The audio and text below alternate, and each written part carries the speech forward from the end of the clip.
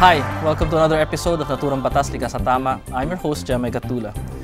Now, national security is considered to be one of the so-called natural rights that any country has.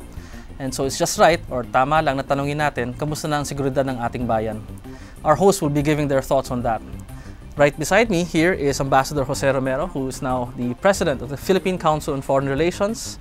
And beside him will be Erick Espina, a columnist and popular public intellectual, and both of which are my favorite friends. First question here goes to Erick. So, nasa Chinese ba yung Kalayaan Islands? Una-una sa lahat, bago ko sagutin yung tanong, nais ko lang batiin kayo. Oh, thank you. Good day, at sa lahat ng mga manonood, salamat sa imbitasyon na ito. Kasi baka mamaya hindi ko na masabi. No? So, bago ko sagutin yung tanong mo, Jemy, may mga bagay, may mga tatlong mga katanungan na dapat natin pag-isipan dun sa punto de vista ng pambansang katiwasayan. Unang-una sa lahat, bilang mga Pilipino, pati mga opisyal natin, dapat una nating tanungin sa ating sarili. Unang-una sa lahat, i-Englishin ko to, no? Is the Philippines at peace or is the Philippines at war? Pangalawang tanong, ang Pilipinas ba ay ang ginagawang tahanan ng mga teroristang grupo o ng mga teroristang mga tao? Pangatlo, importante din ito, may mga bansa ba dito sa rehiyon na ito na ibig buwagin ang teritoryo ng Pilipinas? Ano ang sagot sa tatlo na yun? Ang problema sa ating mga Pilipino, may kasabihan nga we love peace so much. We want to think we are at peace, that we are constantly preparing for peace. But the question is, from my perspective, the country is actually at war. It is not at peace. So, dapat yung bandera natin dapat nakabaliktad. But it is an undeclared war.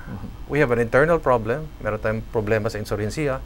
Meron ding mga bansa sa labas ng ating teritoryo na nagnanais na sirain ng kaisahan, kabuuan ng ating teritoryo. Nandyan yung China na nasa Western Philippine Sea at magtatayo na raw sila ng oil rig papunta na dito, dyan sa Recto Reef. Isa yan, China, ang isang problema. Pangalawa, ang hindi nakikita ng ating sambayanan ay ang gera sa Mindanao ay walang kinalaman sa relihiyon. Dahil ayon sa ating saligang batas, pwede ka naman maging Katoliko, pwede ka maging Muslim, pwede kang hindi maniwala sa Diyos, pwede ding maging Muslim ka ngayon at bukas maging Katoliko ka. Hindi pinagbabawal ng Estado dahil wala tayong relihiyon sa Estado, no? Na kinikilingan. No? So, ano ang problema sa Mindanao? Ito'y ginagatungan ng bansang Malaysia. Ito ang punot dulo kung bakit nagkakagulo sa Malaysia. Dahil sa issue ng Sabah. Okay. Dahil magkano ba ang kinikita ng Sabah, ang GDP niyan? We're talking about $60 billion. You raise an interesting point, and we will tackle yung questions at MILF and Sabah later. But if I may go back to the question regarding Kalayaan, what do you think is the situation right now? Well, I wish we live in a vacuum, no? In an ideal state, where the Philippines is the only island in the world where heaven reigns in this country, where we are self-sufficient in food, in minerals, and we don't need any alliances. But we don't live in a vacuum. So, we are geographically in a strategic location. So therefore, in this part of the world, we have to embrace the lesser evil, which is we have to make an alliance. That's my perspective. No?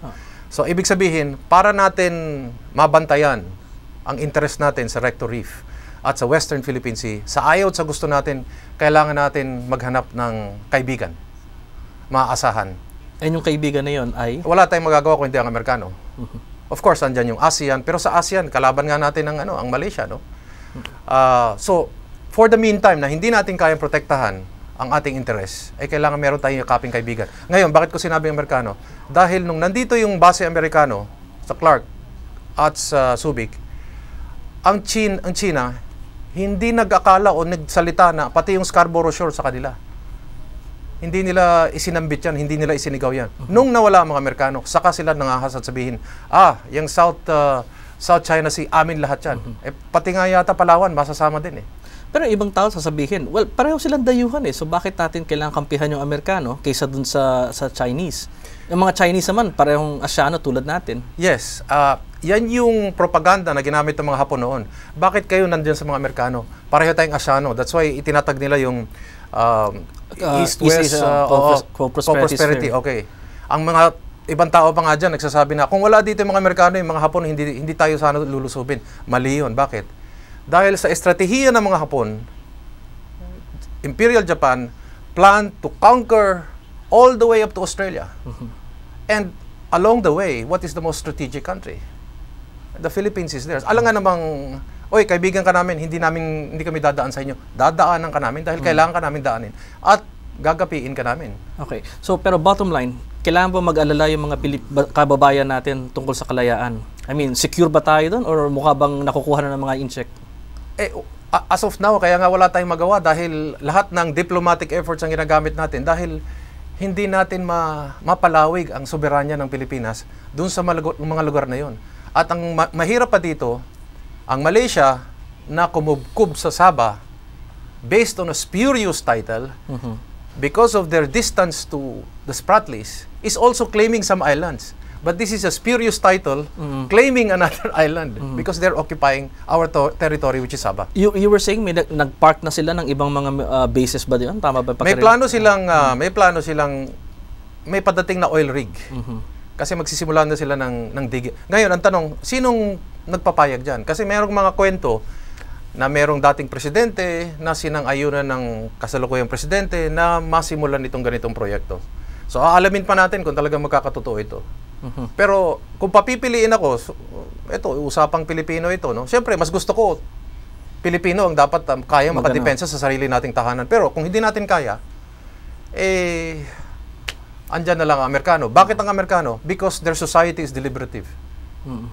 They can debate among themselves. And siguro more importantly, napasipa natin sila sa US bases. Yung China, pag umupo dyan sa Spratlys, masisipa ba natin? Hindi. At saka siguro, ang pwede kong madagdag, aside from the lesser evil, they're the known evil, perhaps, sa mga Americans. Exactly. You mentioned something kanina about Sabah.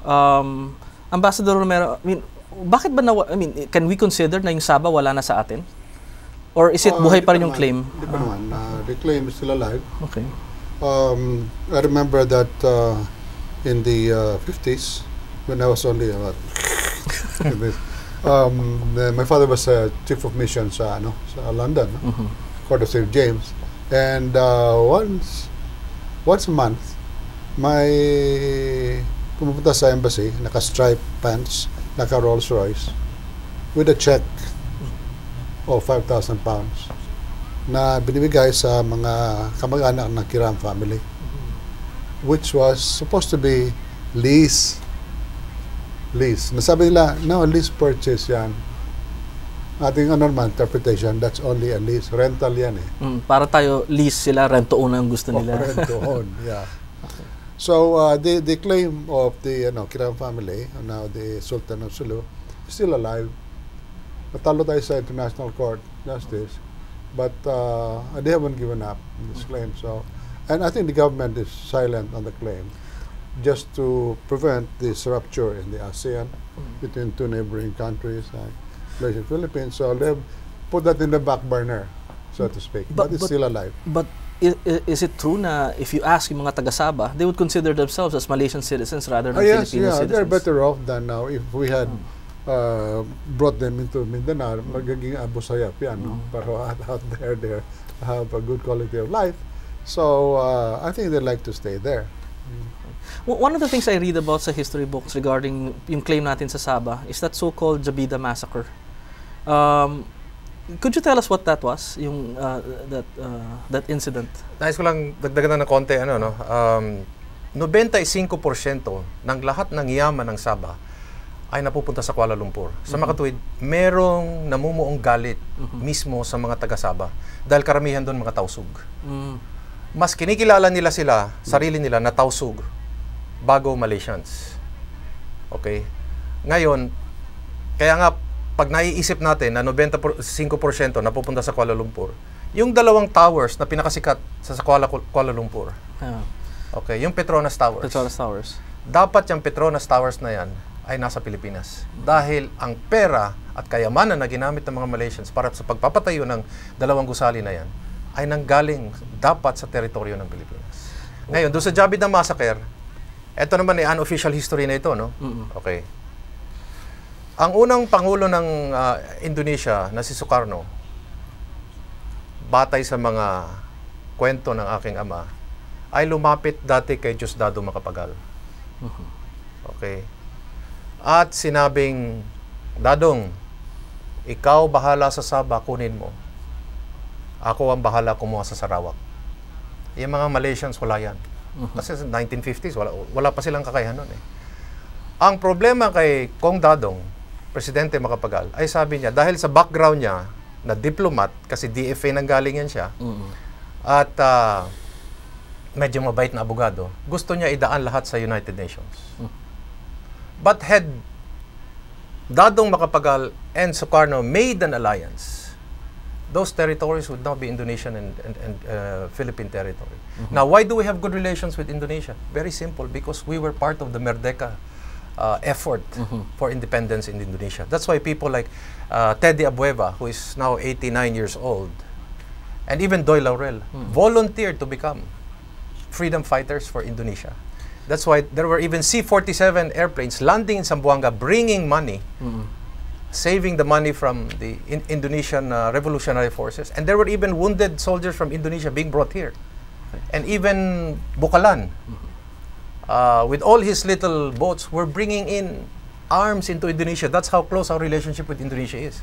But if I may, so what exactly is the Jabida Massacre? Now, after the failure of our being able to take over Sabah, because there was supposed to be a United Nations referendum, but it was actually supported by a gunboat diplomacy by the British. So, what happened? Marcos was thinking the only way, Ferdinand Marcos now, the only way we could get back Sabah is to foment some kind of an insurgency. He encouraged the migration ng mga tausug. Kaya marami mga Pilipinong tausug pumunta dyan sa Sabah para pinaparami ang populasyon ng mga Pilipino doon. Bakit? Para pag nagkaroon ng kaguluhan, may handa tayong puwersa ng mga tausug, trained para mga special forces, na sila ang dadalhin ng Pilipinas doon para makuha uli ang Sabah. Kaya lang nagkagulo. Okay? Hindi ko maintindihan. So kung ganun pala, na ang objektibo para makuha yung isang teritoryo na para sa atin, bakit binulgar yun ni Ninoy Aquino sa Senado?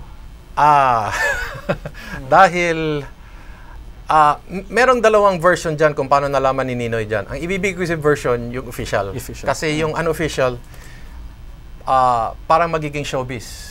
It's a tale of girlfriends, boyfriends who got to know the story. Anyway, I won't go that route, no? Okay. Pero ang kwento dyan is because isa sa mga tausug fighters na tinitrain ng Armed Forces of the Philippines from Corregidor was able to swim all the way to Cavite.